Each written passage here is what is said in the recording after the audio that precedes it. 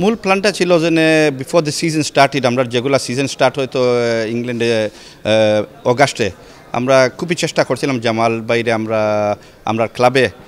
join করার জন্য but it was difficult because the league we're in at the moment in the national league এখানে একটা বলে government body endorsement ব্রিটেনে Brexit হওয়ার কারণে we are out of Europe so the free movement of trade free movement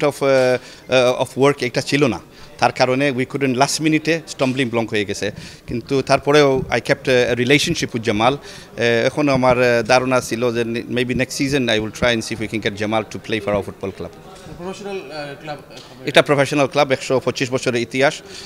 only 7-8 years ago আমরা চ্যাম্পিয়নশিপে খেলাইছি which is below Premiership যেখানে হামজায় খেলাইতেছে বর্তমানে with Leicester we was in the championship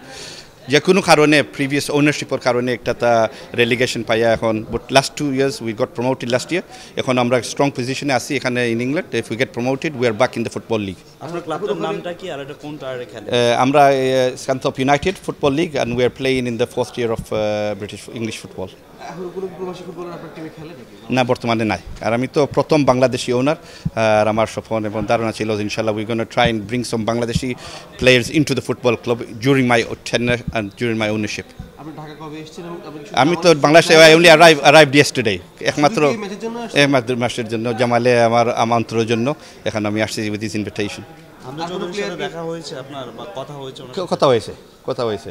ওনার সাথে প্লেয়ার কি আপনার প্ল্যানে আছে জামাল কিন্তু পাওয়া গেল না নেক্সট যদি পান নেক্সট ইয়ার ইনশাআল্লাহ আবার তো সিজনের পরে will see which position we are আবার ফাইন্যান্স সবগুলো দেখার পরে কিন্তু এখনও ধারণা I want to have at least 1 or 2 Bangladeshi players in my club আমি যখন ওনার আসি Bangladeshi owner to have a Bangladeshi player I think this is a big statement